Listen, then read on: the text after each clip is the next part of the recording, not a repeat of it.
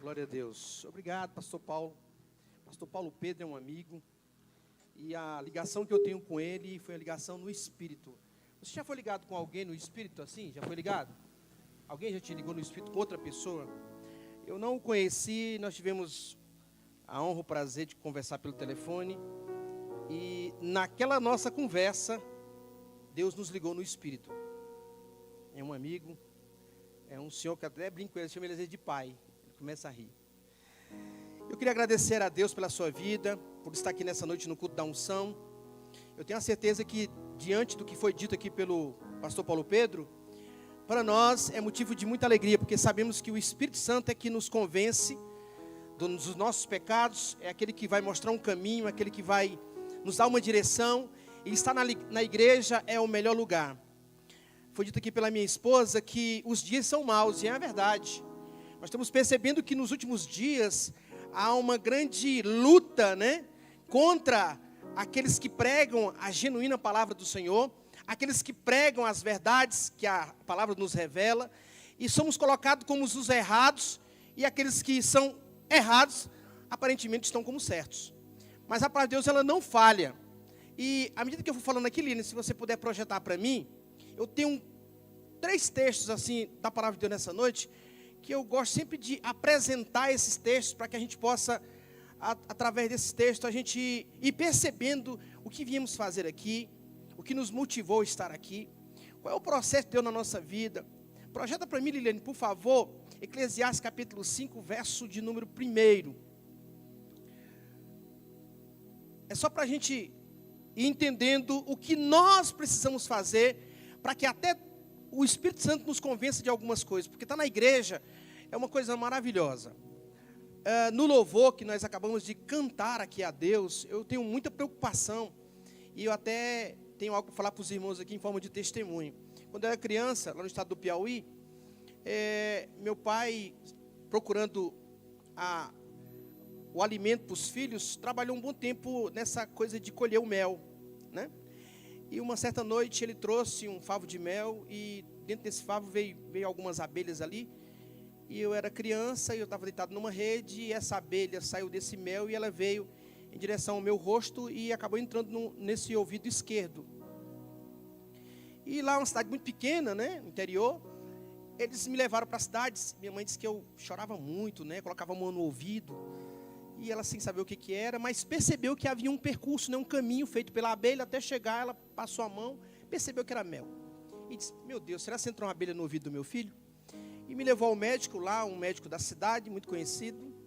E esse médico, ele não era a especialidade dele, ele então começou a meter um negócio no ouvido aqui, um ferro, um negócio, e sangrou bastante. Conseguiu tirar a abelha. Mas eu fiquei um bom tempo sem ouvir. Eu ouvia coisas, se por exemplo, caísse um lápis, aquilo ecoava aqui dentro. E eu fui meio que recebendo da parte do Senhor algo que hoje eu considero importante para mim. Na hora do louvor é incrível, se ele estiver fazendo uma nota aqui, e ela estiver meio que fora do tom, parece que o meu ouvido diz assim, está errada essa nota. Eu comentei isso inclusive com a Antônia, assim que eu comecei a congregar aqui na igreja. Essa facilidade que eu tenho. Então assim, no louvor, inclusive quero deixar aqui 3 conselhos para você. Durante o louvor, você tem que entender que o louvor te leva para o fundamento chamado adoração. Repita comigo, no louvor, não, mais forte, no louvor, Deus me leva a adorar o único Deus. Então, você vai para a adoração, a primeira coisa. A segunda coisa, você vai pelo caminho da súplica. É durante o louvor que você começa a suplicar a Deus.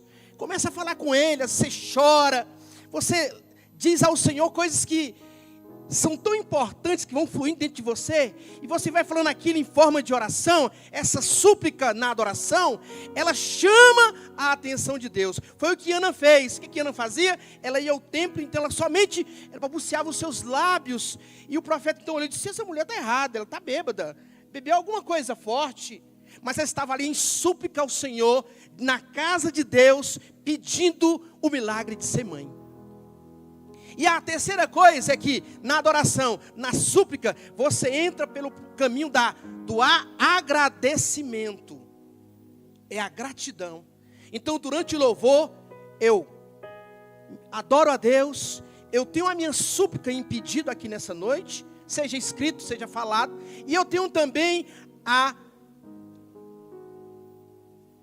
coisa do agradecimento, da gratidão a Deus pelo que você é. Então esse texto aqui me diz muito uma verdade para mim. Eu quero que seja verdade também para você. Diz assim, olha, guarda o pé. Em algumas versões fala assim, guarda o teu pé. Quando entrares aonde? Aonde? Na casa. Nós estamos aonde? Na casa de Deus. Percebeu que existe uma luta aí fora para que você não esteja aqui no templo? Você que está assistindo, glória a Deus pela sua vida. Mas aqui é melhor. Aqui existe uma atmosfera espiritual. Eu sei que aí também tem. Mas aqui dentro é algo diferente. Parece que a gente está tocando mais próximo do Senhor, sentindo a graça, a glória, a unção, o poder, a autoridade através da nossa fé. Então, se eu estou na casa de Deus, eu tenho que observar o que eu estou fazendo aqui. Pergunta para quem está do seu lado, o que você veio fazer aqui nessa noite? Quando entrares na casa de Deus, porque chegasse para ouvir, é melhor do que oferecer, eu gosto dessa parte, sacrifício de... Não pode ser um ritual, você sair da sua casa e vir aqui para somente sentar, levantar as mãos, adorar, entregar o seu dízimo, a sua oferta e ir embora meio que vazio. É importante que você entre vazio e saia completamente cheio da glória, da graça e da unção e do poder e autoridade do Senhor na tua vida. Então não posso oferecer aqui um sacrifício de tolo, pois não sabem o que fazem mal. Mas nessa noite você está aqui para adorar o Senhor em espírito e em verdade. Por favor, Lucas capítulo 11, verso 27. Interessante que Lucas, que o pastor Lindomar projetou aqui, nós lemos, né? Lucas 1, 37.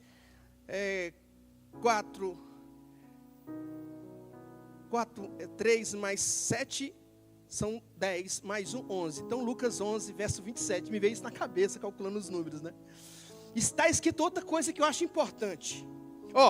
Jesus está em determinado momento pregando para as multidões e alguém vai ter uma revelação do Espírito. Então, aqui nessa noite, é uma noite de revelação no culto da unção para você, no seu espírito. Deus falou comigo agora há pouco, aonde? No meu espírito.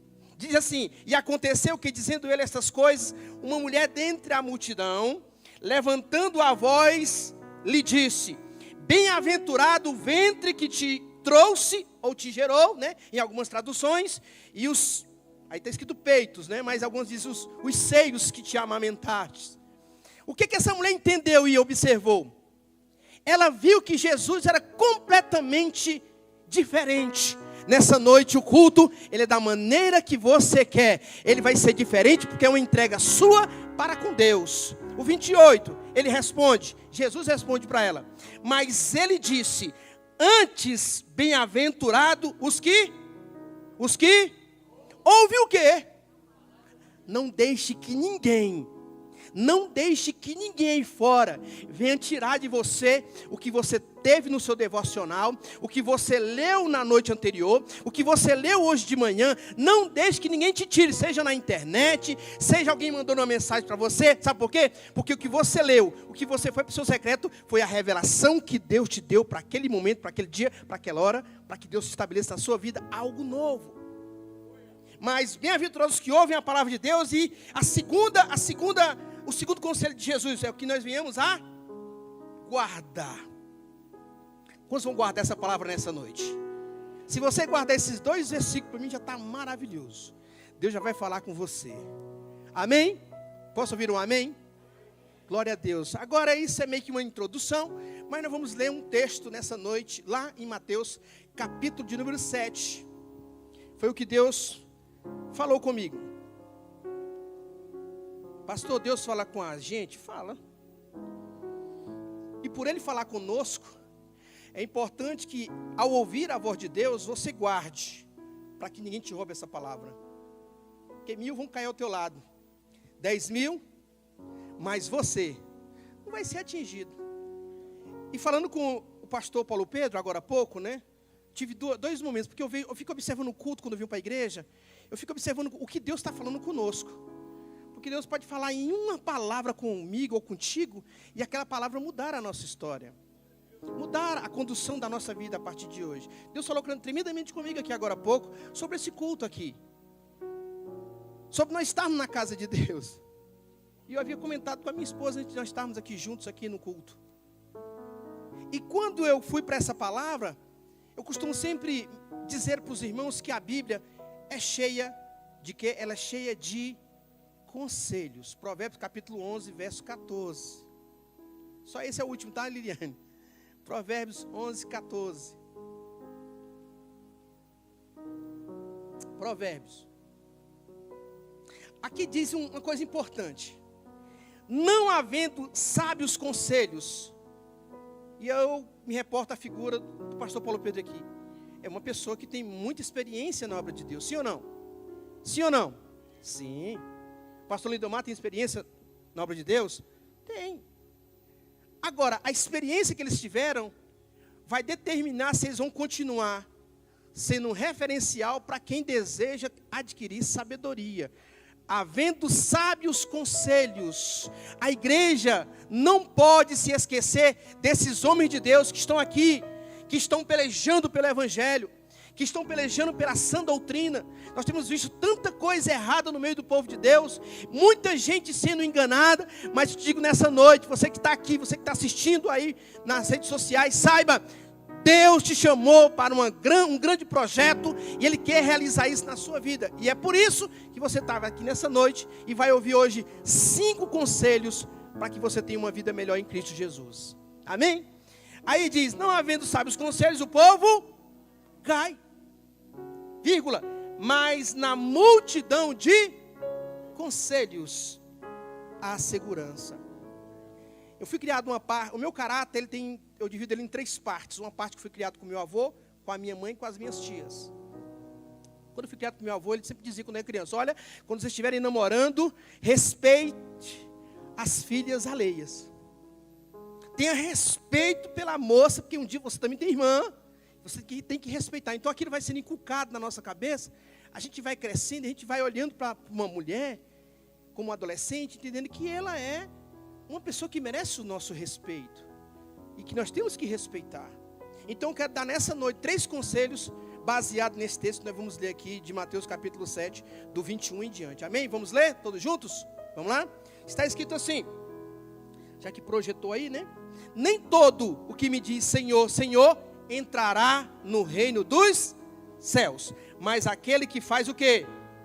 A vontade do meu Pai, que está onde? Nos céus. 22. Vamos continuar a leitura. Muitos me dirão naquele dia, Senhor, Senhor, não profetizamos nós em teu nome? Em teu nome não expulsamos demônios? E em teu nome não fizemos muitas maravilhas? 23.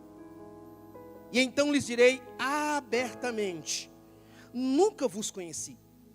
Apartai-vos de mim, vós que praticais o quê? A iniquidade. 24. Todo aquele, pois, que escuta essas minhas palavras e as pratica, assemelhou-ei ao homem prudente, que edificou a sua casa sobre a rocha.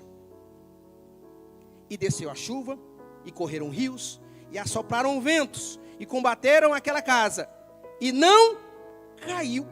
Por que ela não caiu? Porque ela estava edificada sobre a rocha. 26. E aquele que ouve estas minhas palavras e não as cumpre, compará-lo-ei ao homem insensato, que edificou a sua casa sobre a areia. E desceu a chuva, e correram rios, e assopraram ventos, e combateram aquela casa, e o que aconteceu? E caiu, e foi grande a sua queda. 28. E aconteceu que, concluindo Jesus este discurso, a multidão se admirou da sua doutrina. Posso ouvir um amém? Feche seus olhos. Senhor nosso Deus e Pai, a Tua palavra, ela foi lida aqui na terra. E a Tua intenção é de fazer com que esta palavra traga uma mudança radical na nossa vida. Para que possamos, ó Pai, experimentar coisas novas, boas, agradáveis a Ti. Coisas que só o Senhor pode dar. Coisas que só o Senhor pode nos entregar. E nós estamos nessa noite, nesse culto, viemos Te adorar com o nosso espírito, ó Pai, proclamando as verdades da Tua palavra. E queremos ser daqui cheios nessa noite de algo que só o Senhor pode nos dar, Senhor. É um novo nascimento. É receber de Ti, Senhor, perdão pelos nossos pecados, pelas nossas falhas. Usa-nos, Senhor, segundo a Tua vontade e segundo a Tua bondade. Assim nós oramos em nome de Jesus. Amém e graças a Deus. Amém? Glória a Deus. Esse capítulo 7 de Mateus, ele é importantíssimo, assim como toda a palavra de Deus, né? Mas quando você observa algumas coisas que estão aqui dentro, inseridas nesse capítulo, porque no capítulo 1 nós vimos que de Mateus, e a linguagem do livro de Mateus, ela é uma linguagem para judeu, é uma mensagem, um evangelho escrito para quem está sendo conduzido nas tradições judaicas. Então, naquela época, esse livro que foi escrito, os primeiros que foram escritos, na verdade, alguns teólogos, historiadores dizem que Marcos foi o primeiro evangelho a ser escrito. Mas vamos deixar isso aí para eles resolverem. Vamos aqui nos ater no que Deus quer falar conosco. No capítulo de Mateus, a linguagem escrita aqui, Mateus ou Levi, Mateus, nome que foi dado a esse evangelista. Interessante que no capítulo 1, do verso 1 ao verso 17, a gente percebe que lá está falando toda a genealogia de Jesus Cristo. E ali vai dizendo e vai dando fundamento ao livro, e a gente vai entendendo que a família de Jesus foi importante para ele, assim como a nossa família também é importante. E é por isso que nós não podemos nos esquecer de orar, apresentar nossa família, de estar junto. E do versículo 1 ao 17, está lá toda os antepassados de Jesus. No verso 18, a gente percebe que ali já está Jesus nascendo em Belém. No capítulo de número 2, nós observamos que os magos estão indo para cumprir o que a Escritura havia revelado sobre eles. Eles vão visitar o menino que havia nascido.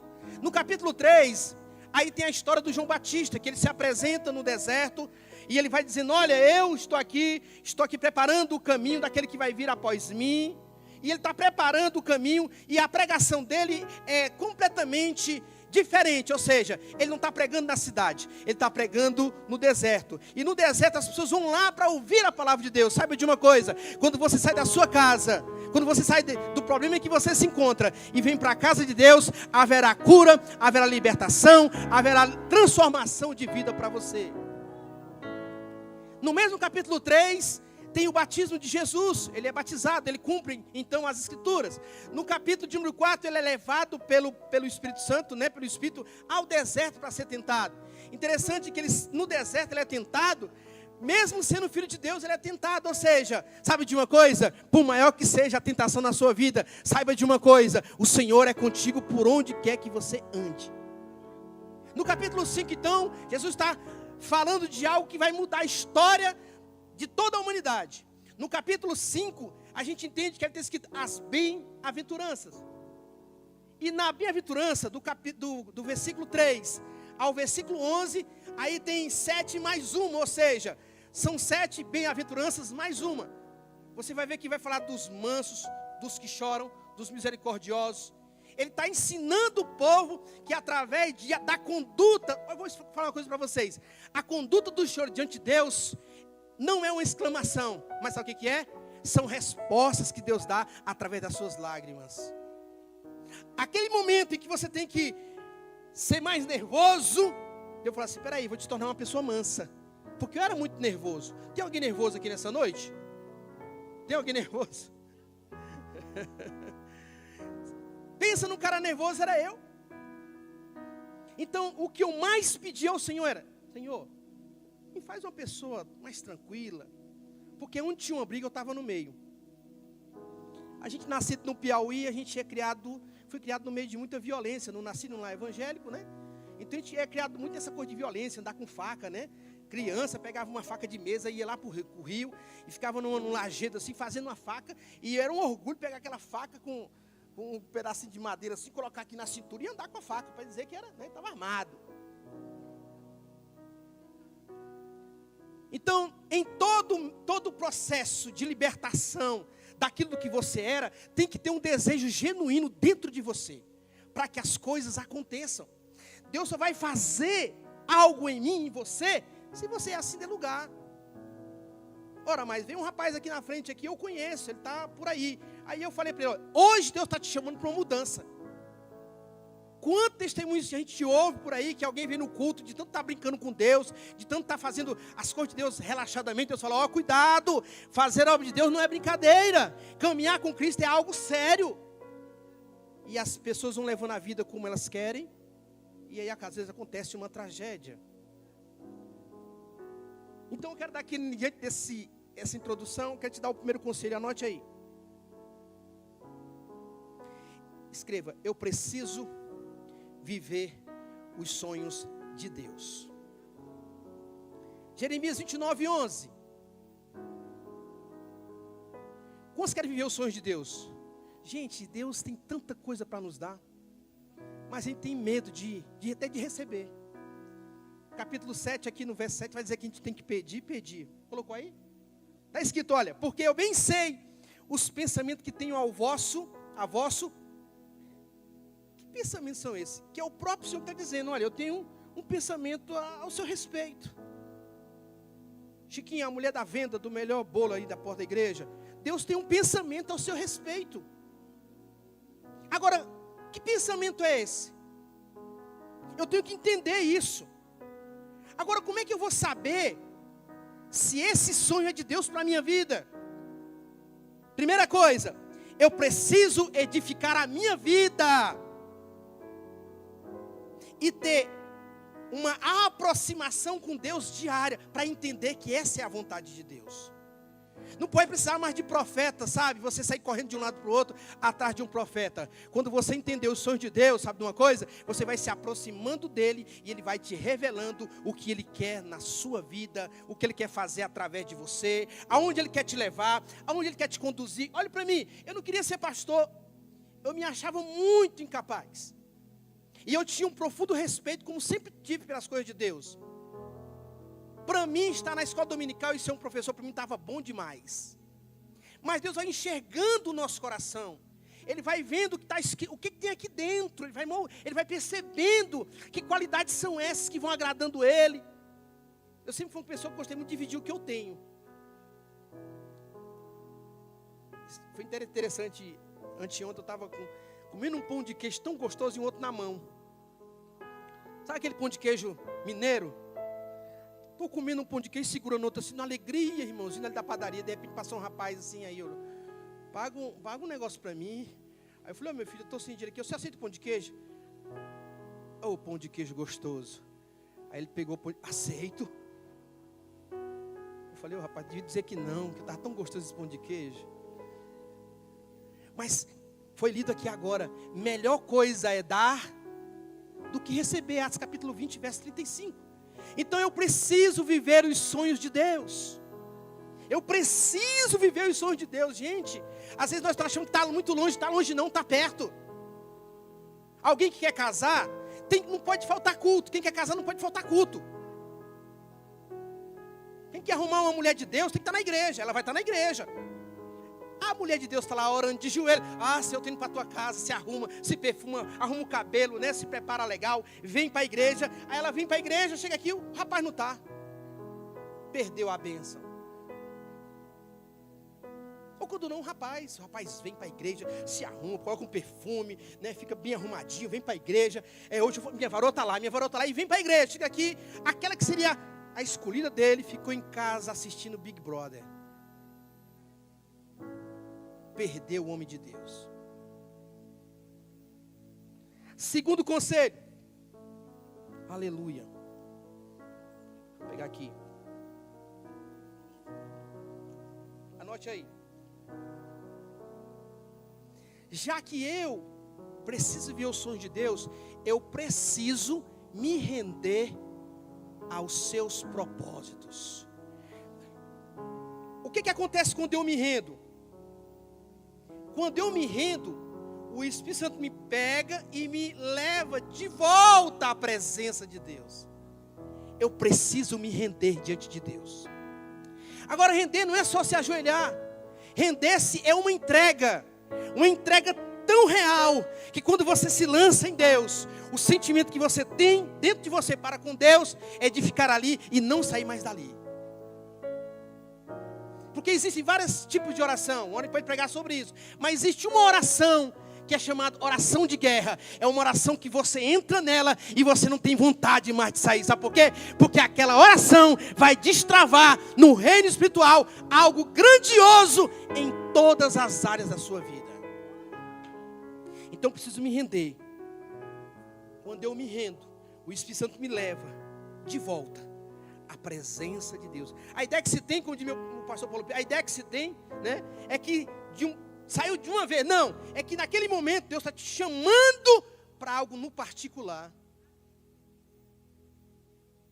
Eu estava numa vigília, certo tempo, eu não conhecia o Espírito Santo, estava numa vigília, e tinha um garoto de aproximadamente 12 anos de idade. Ele chegou na vigília, ele mudou tudo na vigília. Ele entrou na vigília, e a vigília começou a pegar fogo, e ele colocava a mão nas pessoas, as pessoas recebiam, recebe o Espírito Santo. E eu, olhando aquilo assim, eu era de uma igreja tradicional, e olhando aquilo tudo, aquilo era muito novo para mim. Mas aí eu falei, só eu e Deus. Falei, Senhor, se é o Senhor que está usando esse garoto, eu queria sentir um pouquinho desse poder. Para que eu falei isso? De repente esse garoto veio de lá, pastor Paulo Pedro, pastor Lindomar. Ele veio de lá, ele veio na minha direção e disse assim, você quer sentir um pouquinho do poder de Deus? Irmão, ele colocou a mão na minha cabeça. Eu não vi mais nada.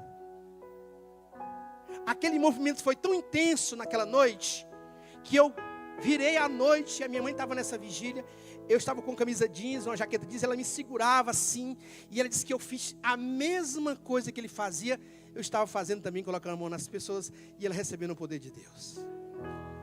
Experiência com Deus. Eu estava também em uma outra vigília, e tinha um rapaz que ele chegou, ele é brasileiro, e ele começou a orar, as línguas dele é uma língua tão bonita, orando em línguas, e as línguas espanholas, sabe, castelhanas, assim, aquela coisa linda. Eu falei, rapaz, mas que coisa linda, esse homem orando desse jeito, em línguas. Eu queria também sentir um pouquinho aí desse negócio. Aí fiquei na minha, aí o movimento de Deus, né, a gente toca nos corinhos. Quem vai estar aqui na vigília amanhã, hein? Vem para a vigília. Vem para a vigília. Deus vai realizar algo espiritual na sua vida. E aí, quando foi no final da vigília, ele falou assim, olha, durante a vigília você pediu algo para Deus. Eu despedi. Ele falou, você queria falar aquelas línguas que eu estava falando, não é? Ele falou, Só que Deus vai te pegar num momento bem íntimo entre você e ele, num lugar que talvez você nem imagine o que era. Aí tá. Aí entrou o ano seguinte, eu não me recordo qual é o ano, mas eu estava vindo do meu local de trabalho, dentro do ônibus. Aí de repente o Espírito Santo, prega que era Natal. Eu trabalhava de 7 às 14h30. E aí peguei o ônibus na rodoviária, eu entrei no ônibus, cheio, para Ceilândia, eu morava na Ceilândia na época. E aí, ônibus lotado, o Espírito Santo, prega aqui dentro do ônibus. E eu comecei a pregar. Era dia de Natal, e eu preguei dentro daquele ônibus. E de repente, Deus me tomou em línguas. Que línguas que eram? As línguas que eu queria lá atrás. Talvez naquela noite em que eu pedi, poderia entrar dentro de mim uma vaidade, um orgulho. Eu estou bem com Deus. Mas quando Deus quer fazer, Ele faz na hora dEle, no momento dEle. Não te preocupes, Deus vai realizar os teus sonhos, vai entrar nesse projeto, vai tirar do papel, vai desengavetar ele e vai realizar, porque Deus é Deus e vai fazer, porque Ele te ama e Ele sabe que você é capaz de realizar. Terceiro conselho. Isso aqui é um conselho que eu acho que tem que ser imediato ao ato de você entregar a sua vida a Jesus. É falar do amor de Cristo, vivendo o evangelho de boas novas. Falar do amor de Cristo. Sabe, nos últimos dias a gente tem andado assim nos lugares e a gente percebe que as pessoas estão meio com vergonha de falar de Jesus. Parece que está pairando no meio, né? Isso não pode ocorrer de maneira nenhuma. Essa coisa de você estar no lugar e falar de Jesus. Falar o que Deus está fazendo na sua vida. Irmãos, quando eu mudei para esse apartamento que eu moro hoje, eu não entendi nada. O Espírito Santo, comentei com a minha esposa, olha, o Espírito Santo está mandando eu dar um dinheiro aqui para cada funcionário aqui do prédio. E assim eu fiz. Depois eu fui percebendo que Deus estava lançando na vida de cada um daqueles funcionários um tempo de prosperidade. Porque quanto mais você dá, mais você recebe da parte de Deus. Então eu preciso falar do amor de Cristo, viver esse evangelho. Quantos querem viver o evangelho aqui? Diga amém. Viver o evangelho é uma coisa tremenda. Provérbios 16:3.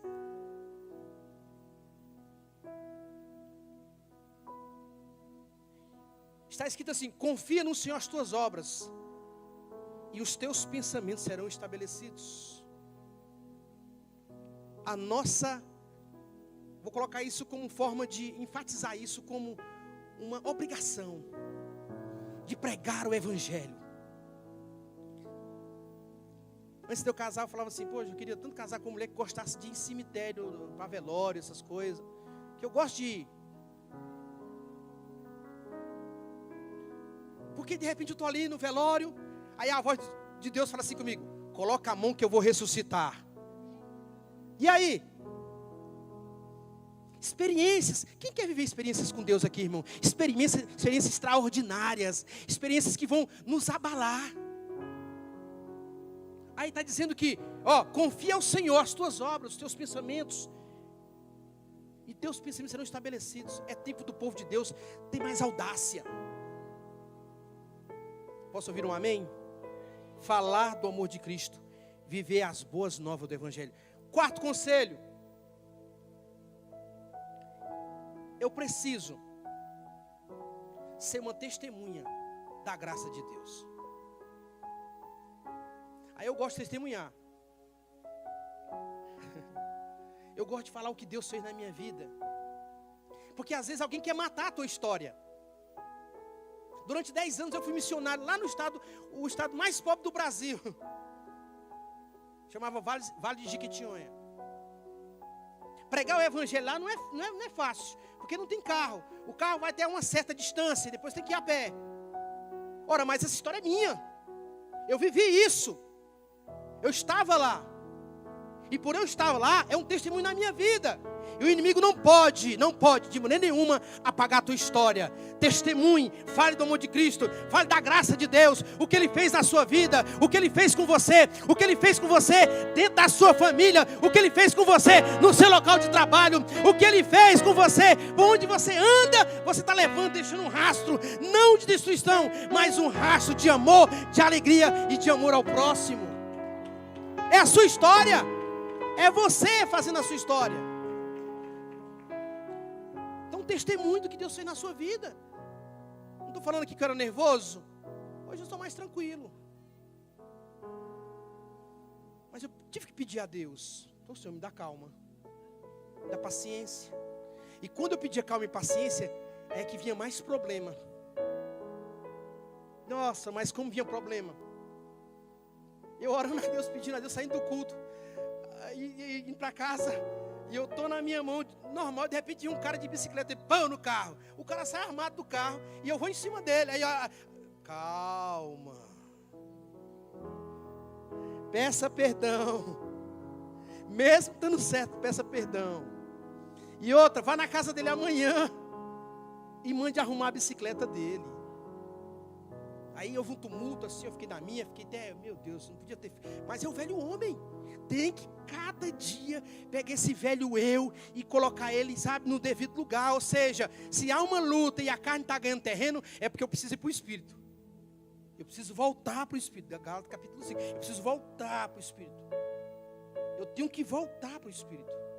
É por isso que quando eu me rendo em adoração a Deus, eu volto para a presença dEle. Isso é muito importante. E eu fui na casa desse rapaz que a bicicleta estragou um pouco assim à frente. E eu fui lá, cheguei lá, o rapaz todo nervoso. A mãe dele, peraí, mas o rapaz veio aqui, ele quer arrumar a tua bicicleta. Eu, meu filho, coloca a bicicleta em cima desse carro aqui, eu vou levar para arrumar. Levei a bicicleta, arrumei, voltei. No final da tarde, a mãe dele estava ali, tinha saído, né? Depois ele voltou, acho que ele tinha fumado alguma coisa, estava mais doido ainda. Quando ele voltou, que se ficou ali, por ali assim, eu buscando uma palavra para ele. Aí o Senhor falou assim: fale que essa semana o currículo que ele entregou vai abrir uma porta para ele. Eu falei: você entregou um currículo em algum lugar? O que você quer saber, rapaz? É porque esse currículo que você entregou, Deus vai te dar uma porta de emprego. Deus vai te colocar nesse emprego. Deixei a bicicleta, orei pela mãe, ele ficou no canto lá, orei. Passado alguns dias, eu estou no culto. Quem chega no culto? Aquele rapaz, arrumado, com a namorada do lado. A moça evangélica, ele estava afastado. A pregação foi ministrada. E durante o convite para Jesus, ele ergueu a sua mão e disse: eu quero voltar para Jesus. Experiências com Deus. Então isso aqui, irmão, falar desse evangelho, ser testemunha, é algo maravilhoso. E o último conselho, anote aí: eu preciso caminhar diariamente com o Espírito Santo. Todo dia. Caminhar. É levantar e, como diz aquele livro, né? Bom dia, Espírito Santo. Tudo começa diferente. Percebeu quando você levanta e você liga a televisão, está passando esses bom dia não sei daqui, bom dia não sei de lá, DF não sei daqui, DF não sei de lá. Aí isso é uma notícia ruim, você vai absorvendo aquilo, seu dia vai, você sai de casa pesado. Mas levanta, coloca um louvor, faz uma oração, agradece a Deus pelo dia. Sabe o que vai acontecer? As coisas vão mudar. Não tem aquele pessoal da internet: olha, durante 7 dias, se você fizer isso, as coisas vão mudar. Não digo 7 dias não, eu digo diariamente. Fazendo isso para o Senhor, as coisas tomarão um novo rumo na sua vida. E todos nós seremos beneficiados pelo fato de termos entregado a nossa vida para Jesus. E eu converti, eu tinha 20 anos de idade. Poxa, tão novinho, né? 20 anos. Mas eu queria ter conhecido Jesus há mais tempo. Porque eu não teria errado tanto. Não teria feito tanta besteira. Não teria entrado em tantos caminhos errados. Não teria ido em tantos forrós da minha vida. Pensa num camarada que gostava de forró. Aí converteu, agora tem que ir para onde? Para a casa de Deus. Então eu queria que esses conselhos estivessem dentro do seu coração. Para que isso gere arrependimento. Para que isso gere mudança de atitude. E que o Espírito Santo esteja te auxiliando, te dando força, graça. E que Ele venha mudar o seu caráter dia após dia. Que não seja alguém apontando o teu erro, mas que seja o Espírito Santo te colocando em um lugar em que Ele vai te colocar. Um lugar de graça, de glória e de unção. E saiba, irmãos, que quando Deus derrama sobre a vida de qualquer um que pede, seja calma, paciência, tranquilidade, mudança de atitude, Ele vai entrar na sua dignidade e vai tratar com ela. Porque aí o orgulho não vai ter mais lugar. Se coloque de pé em nome de Jesus.